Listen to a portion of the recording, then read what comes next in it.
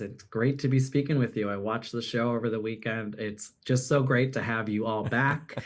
But I'm curious, just for both of you, were there times you turned down revisiting these roles over the past 2 decades? And what were some of maybe those previous pitches or conversations like before you got this revival off the ground? No, Brian will fill you in on that, Brian. Well, about 12 years ago, I thought, because I had people coming up to me and saying, "What happened to Malcolm? Lois was pregnant. What happened? What baby did you have?" And I didn't have any answers. I didn't. I don't know. I don't know. So I went to Linwood Boomer, the creator of the show, and I said, "I think there's enough interest there to do a reunion movie or something." Now, I guess then it was like 10 years later, and he goes, "No, absolutely not. I'm retired. I'm done. We said everything in 151 episodes. There's nothing more to say." And about a year after that, I pitched him again because I kept getting people coming up to me. And I said, "I think there's something here. Would you take a look at it?" And he said, "I don't know that there is anything there. I don't know if it'll work." And so I realized from an absolute no to I don't know or I don't think so was we saw the fissure in him. And so we just kept kind of working on it. But there was never a time when we knew it was going to be a possibility. I wanted to gauge the interest of our cast, and I contacted everybody.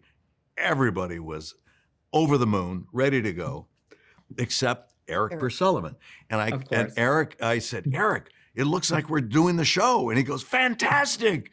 And I go, "Oh, I'm glad you want to do it." He goes, "Oh, no, I don't want to do it, but I'm just happy that you're doing it."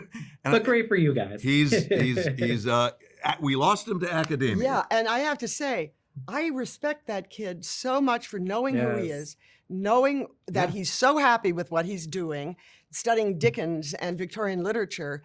And even if you throw a bucket of money at him, says, "Thank you, I'm good." Yeah. And Caleb did great stepping in. He's my favorite American alive right now. And when it did come time to start filming, what was the first thing you both filmed for this revival, for these 4 episodes? Oh, what do you think? It was the same thing. With the shaving. I was naked the very first day we started filming on the pilot of Malcolm 26 years ago. Wow. Is the same thing we showed here. It was like, naked again. Here we go. I mean, with an opening like that in the pilot, you kind of had to start this. Anything else just would have not worked.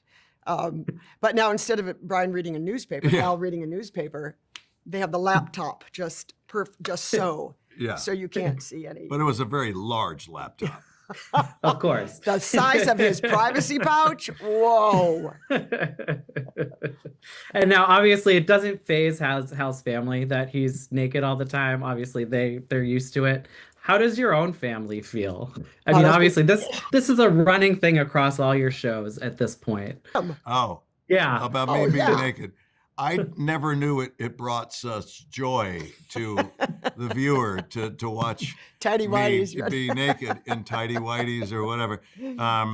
No, it's just my family just shakes their head and rolls their eyes, and they can't believe that that's part of it. I think at one time I thought I had a bad agent because I had a nudity clause.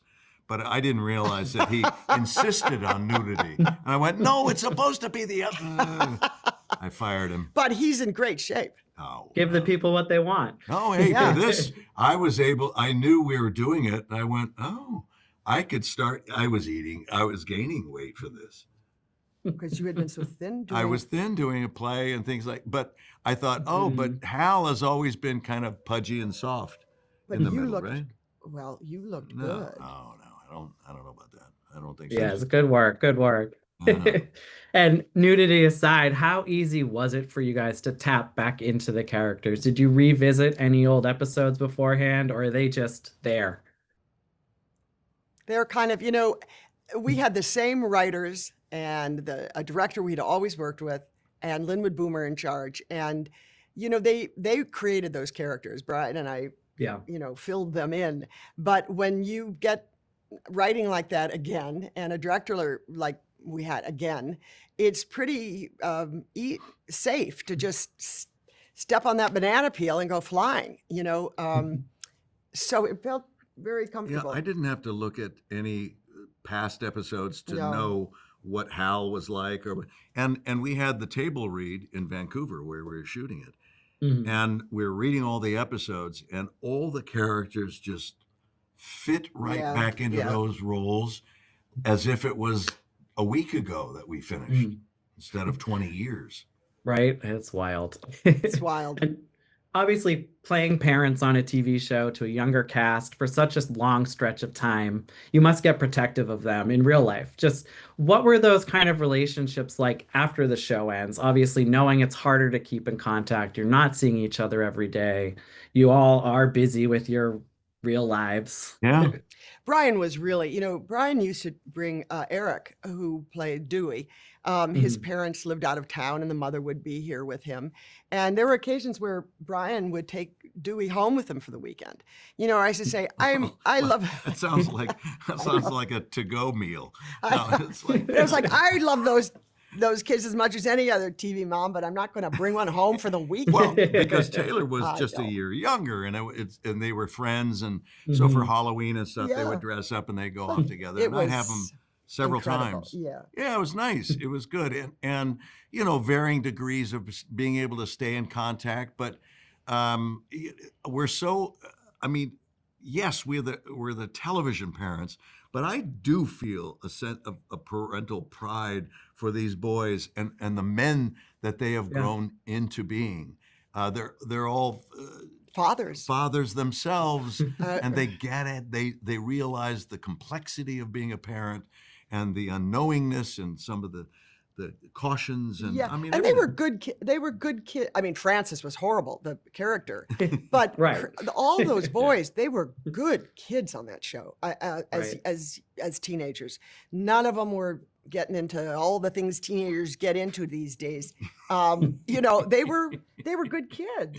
They're good kids, and they're really good men now with Mhm. relationships that are working, Yeah. and parents themselves. Well, we like to see it. And obviously, leading up to this, and my last question, every interview you have all done, I think, leading up to now, everyone I'm sure has asked, when is the reboot coming? Where's the revival? Now that you've done it, do you think you're still going to get that question? And do you have an answer prepared? Well, I would say we We just did it. did 4 of them. Yeah, You know, and it was a check year. that We out. did that a year ago. Yeah, it was a year ago that we shot them, and I went off. I was doing a play in London and other things, and so we were trying to find that perfect spot to reboot this show. But this is it. I like to be able to complete the story and then move on. And if someone taps me on the shoulder and says, "Would you like to revisit something?" Oh, well, what is that? Let's do it. But I don't want to plant it as if it's an expected, or it's like giving a present and expecting something in return. Then Mm, it's not a present. I yeah. want to give it freely and let it go and be its own thing. And should something come back around at some point, I'm perfectly willing You know to what? listen. A great gift we had in doing this was seeing Frankie as Frankie as Yeah. a grown man and realizing what a terrific actor he is.